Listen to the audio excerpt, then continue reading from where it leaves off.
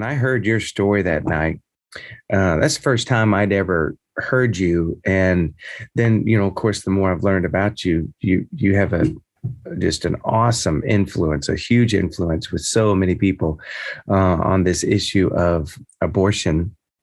And so we just want to talk to you for a few minutes, if that's okay, about what you do and what you're looking at doing in the future, and how we can help people, especially young ladies out there who are dealing with a pregnancy, or even the thought of terminating a pregnancy.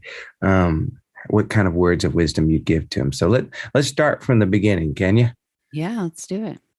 Tell us your story. I mean, take your time, but just tell us the whole story, where you came from, how you ended up working with Planned Parenthood and all that.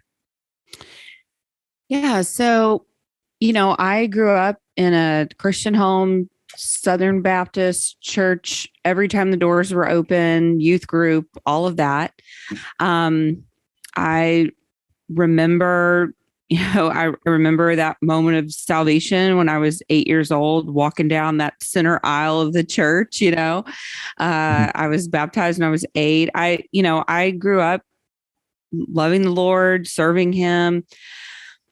I grew up in a pro-life home, but we did not sit around the dinner table and talk about abortion or what it was to be pro-life or pro-choice or anything like that. I think my parents just sort of thought, well, we've taught Abby the biblical pathway to marriage. And so as long as she follows that, then abortion will never be on the table. So why do we need to talk about something so unpleasant, with our little girl? And so we really didn't talk about it. And I mean, during that time also, late 70s, early 80s, abortion wasn't like it is today. I mean, women were not standing up at the podium shouting their abortion. Anything revolving around sexuality was still very much taboo. Mm-hmm. And so it just wasn't really talked about. It wasn't talked about in the media like it is today. And, that's just sort of how we lived our lives. We didn't talk about heavy subjects. I think my mom and dad, they brought me in when I was in 3rd grade, had the most embarrassing sex talk of my life. Right. And then that was, they opened a book. We had the embarrassing talk. We closed it. We never talked about it again, and oh, that's fantastic. And that was it. Right. And so I went to college, pretty naive, not knowing a lot about anything really. And felt very, wild and free, finally away from my parents, who were pretty,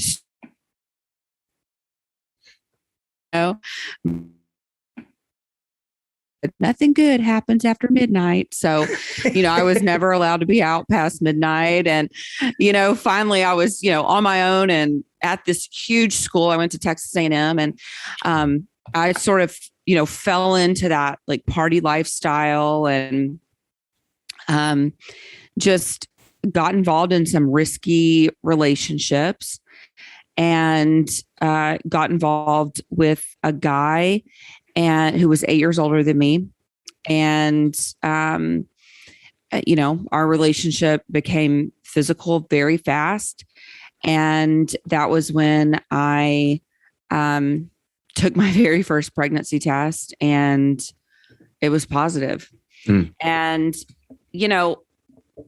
I remember just being completely shocked. I mean, I was just like, what? This can't happen to me, I'm a good Christian kid. I'm not supposed to get caught in my sin, right? I mean, I was just so shocked that this was happening to me.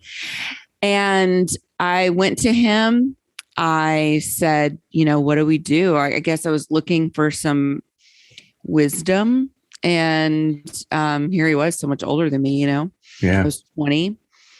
And he said, don't worry about it. He said, I know what to do. And he said, I know where to take you. He said, I've taken other girls there before. Wow.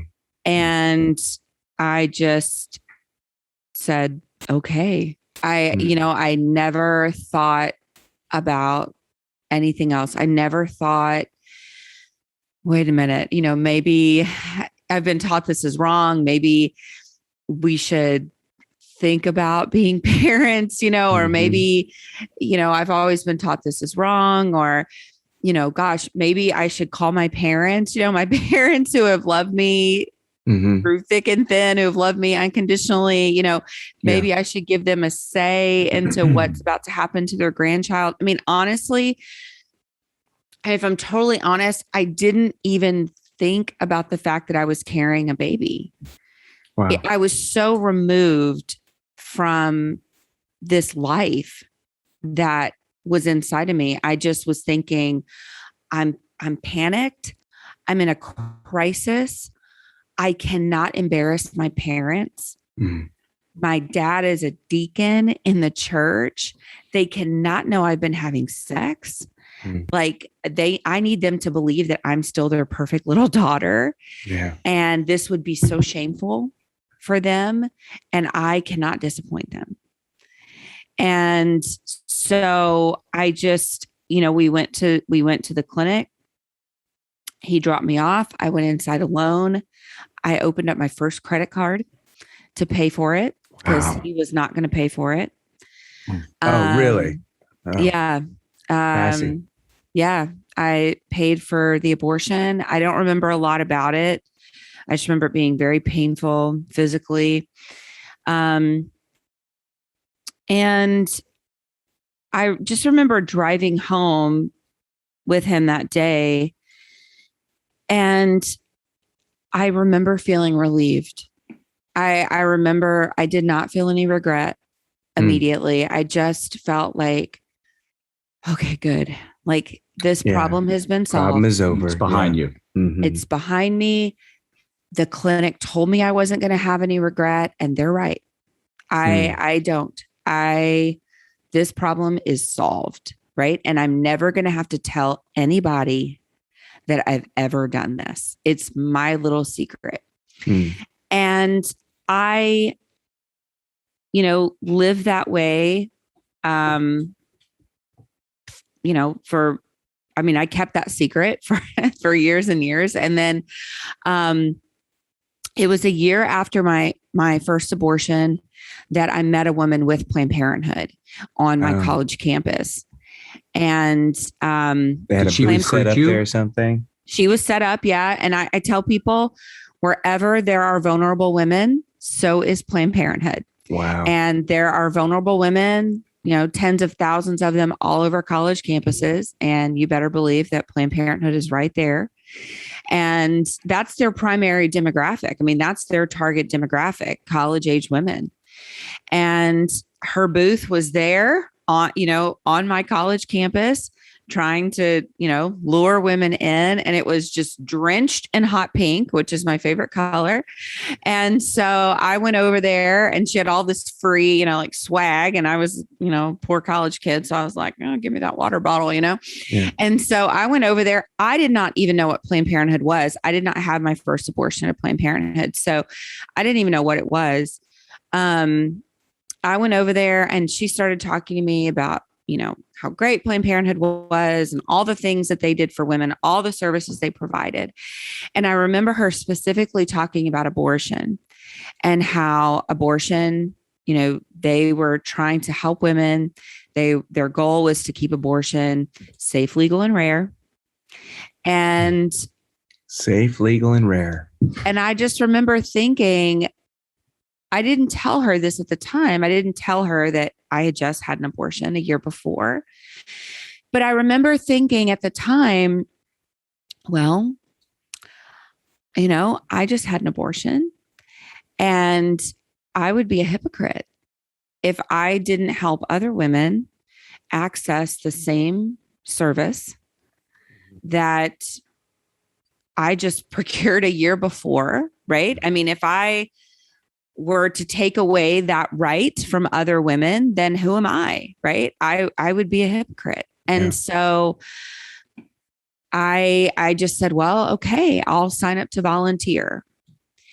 And I signed up and I began volunteering. I began volunteering as a clinic escort. And so I was showing up on abortion days and I was walking women from their car into the clinic without interference. So there were people outside, you know, who protesters, things like that. Some of them were very aggressive and some of them were just trying to give them literature on their options.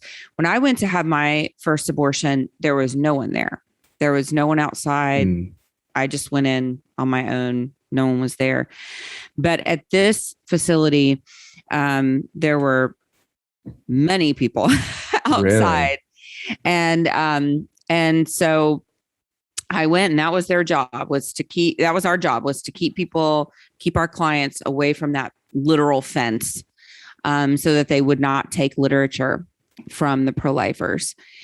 And I remember thinking the first time that I went, I do remember thinking, okay, so what's the big deal? Like, if we're pro-choice, like, so what? If a woman pulls up and she walks to the fence and she takes literature and she decides, okay, I don't want to have an abortion, right? Like, don't we support her right to choose? I mean, because we want to keep it safe, legal, and rare.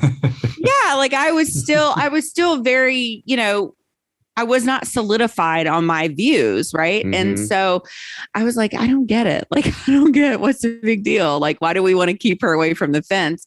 But I thought, well, I don't know, you know, so they know better than me. And so maybe there's something in there that we don't want them to see, or, you know, maybe they're giving them false information or so. I was like, okay, I'm just going to do my job. Like, just keep them away from the fence, you know? And there were so many really hateful people out there. I'm sure. Yeah. There was a guy dressed like the Grim Reaper, and there were people out there, you know, calling these women murderers and like whores and things like that. And so I thought, well, okay, like, we do want to keep them away from those people. Right. And so that's what I was doing. Right. I mean, I really felt like I was doing a service. I really felt like I was doing a good thing. And so I did that for about a year. And then I graduated college, and they asked me if I wanted to actually come on board and work there. And so I did. And then I found myself pregnant again. And by that time, though, I was so invested in the mission. I mean, abortion was just a part of my rhetoric. It was a part of my everyday language. You know, it was a part of who I was at that point. So making the choice to have another abortion was no big deal. Not as difficult as the first time. No. And so I had a medication abortion. That time I did the pill abortion. At this point, had you told your parents about the first one at this point? No. No. And in fact, my parents didn't even know that I was working at Planned Parenthood. So it took me a year and a half to tell my parents that I was working at Planned Parenthood. So I was telling them that I was like, you know, just working for a doctor's office, or because I knew they would not approve. So I was trying to like just garner like enough good stories, I guess, you know, to be like, but look at all this good I'm doing. You know, I knew they would never like it. I knew they would never accept it. I knew how they felt about it. So it took a lot of courage for me to finally come out and say, yeah, I guess where I'm working, you know, and how long until you actually were like in charge of the clinic? So I was there for 6 years before I became director of the actual clinic. And I was there for 5 years, just working as like a, you know, busy bee, like health center assistant, like a medical assistant, basically, for about 5 years. And my 5th year in, I got promoted to the community services director, which is sort of like director of fundraising. I started doing political affairs for Planned Parenthood. So like legislation, things like that. You were really moving up. Yeah. And then I did that for about a year, but I really missed the medical part of work that I had done with Planned Parenthood. Wow. And so then the job came open to actually run the clinic. Oh, you were running the clinic. I didn't realize you ran the clinic. Wow. Yeah. And I was very young. I knew I would be the youngest director ever. But I thought, well, I feel like I could do it. And so I applied, and I was very surprised when they gave me the job, but they did. And I did that for a little over 2 years before I finally left. And, it wasn't until that last year, actually, where I really, things started really changing for me. Just all kinds of things. I just started really seeing, and I was really moving up quickly, not just with Planned Parenthood, but also with the National Abortion Federation. I started, sitting in on these really high level meetings, abortion meetings. And what were those like? Were they was the spirit really safe, legal, and rare, or was it much more about a fairly militant political agenda as well? No. And that's it was not about keeping abortion safe, legal, and rare. It was about quotas. It was about doubling abortion quotas. It was about normalizing abortion, making sure that every single one of our centers was abortion providing. And that was when things started changing for me. When I started sitting in on these like high level meetings. Yeah. I was seeing like, the real what is going on here? Right. Yeah. And I didn't know if it was that the organization was changing, or was it that I was just finally high up enough to see what we had been about all along. Right. And I realize now that's who we always had been. Yeah. Right. It's just what was the last straw for you where it kind of was like, I can't stay here? Yeah. So the last straw was, I had been called in to, I was not like a medical person, right? I'm not a nurse. I'm not a doctor or anything like that. So I was not usually in, the room for an abortion, right? I had been in before a couple times just to like hold the hand of maybe a young girl who had come in for an abortion. I was not like at the business end of an abortion. Right. And so I was called in, though. We had a visiting physician come in, and I was called in to assist him. He was going to do a different type of abortion procedure. He was going to do an abortion procedure using an ultrasound, which is not typical in the abortion industry. Usually the abortion is done just blindly. They don't use an ultrasound. They just sort of blindly poke around in the woman's uterus until they think they have enough blood and tissue filled up in a glass jar. And that was the only way that I knew abortions to be done. But this doctor was telling us he was going to do it different for this one particular patient. And so I was called in to assist. In order to do this, he needed someone to actually hold the ultrasound probe. I went in, I was holding the probe. We did the measurement, 13 weeks. A woman was 13 weeks along. 13 weeks, of course, everything is fully formed on the baby. And I was looking at the ultrasound monitor, and I watched as this 13-week-old baby fought and struggled for his life against the abortion instruments. And it was shocking for me because that wasn't supposed to happen. You know, I had been told by Planned Parenthood and had told thousands of women that babies didn't feel pain until 28 weeks, that, they had no sensory development until 28 weeks. Wow. Women came in constantly asking, will my baby feel this? Will my baby feel pain? Right. That was a very frequently asked question by women. It's a natural mother's instinct. She doesn't, of course, want to harm the baby. And then she's being told that it won't, or at least hurt them. Right. And so I was just shocked. And I think it was just a moment, the Bible talks about, sort of the veil being lifted from our eyes. And that was what that moment was for me. There had been many different things in that year where I believe that, this callus that had formed around my heart. Yeah. God had been sort of chipping away at that, different moments, different meetings I had been in where I was sort of like, what, what's going on? I was questioning what I was doing. I was, I was beginning to, sort of say, what am I doing here? Why am I here? But finally, that was it. Oh, sure. And all this while, were you involved with church and kind of sort of still feeling like you were growing as a Christian in this whole time?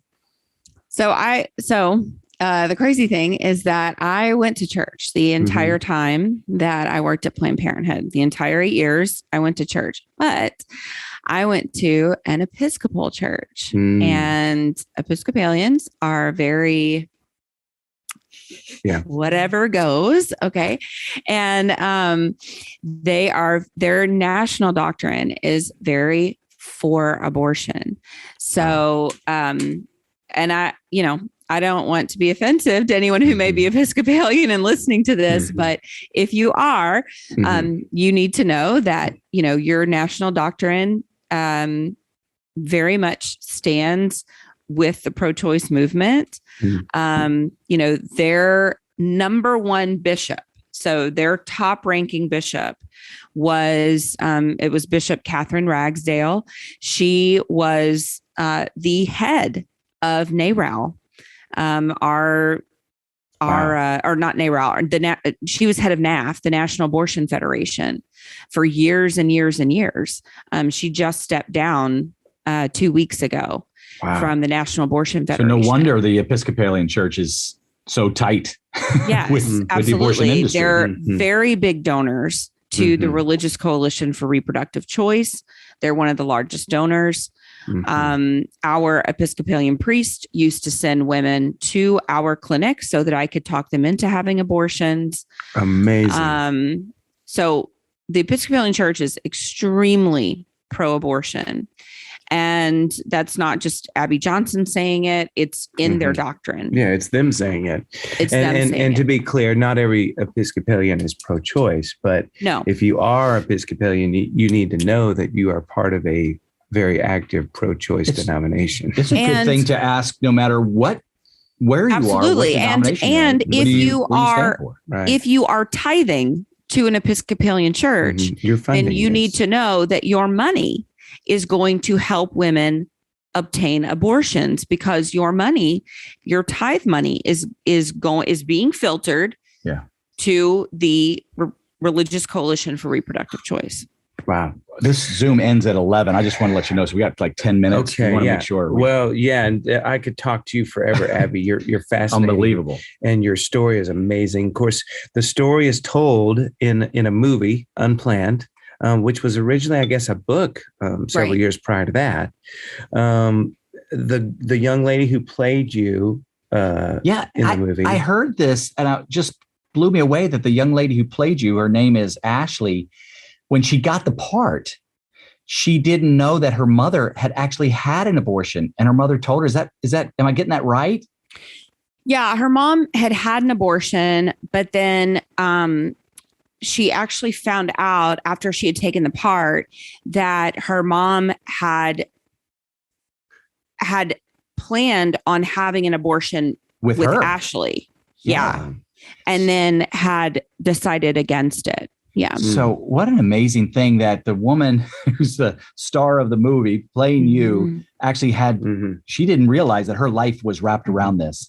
And so tell us, how did the movie, I mean, that was a few years ago, in 2019 is when it came out, but what has been the response to that, and how has that changed even your life? Yeah, it's pretty amazing. I mean, I didn't expect certainly for my book to be turned into a film. But it's been incredible. Just the response has been amazing. It was, number 4 in theaters. It was in theaters for 14 weeks. Awesome. And it was number 4 in the box office on only a quarter of the screen. So, wow. In Abby Johnson's math, that means it was number 1. Well, yeah. I'm going with you, Abby. I'm with you. So anyway, it did really, really well. And people were just, I mean, minds were changed every single day that it was in the theater. I was waking up every single day. I was waking up with messages in my inbox of people saying, I walked into this film as a critic. I walked in pro-choice and I left pro-life. Thank God. And women messaging me even today. I mean, I get messages from people just saying, I watched Unplanned and my baby is here today, wow. Because of the film. Well, and then you also have another book, The Walls Are Talking, and you're telling the stories of abortion clinic workers. And I mean, I can only imagine, I have to read this book. I haven't read that book, but I can only imagine the stories. Yeah, it's actually a really good book. And it didn't, a lot of people don't know about it, but it's really, it was interesting. I had a woman, a very, very pro-choice woman, read it. And she reached out to me and she said, she actually runs an abortion clinic. And she reached out to me and she said, I just started running an abortion clinic. And she said, I'm very new to all of this. And she said, I don't know much about this. She said, but if the stories in your book are true, which I'm assuming they are, she said, I don't believe that you're a liar. She said, then we need to have a serious conversation about what's happening inside of abortion facilities today.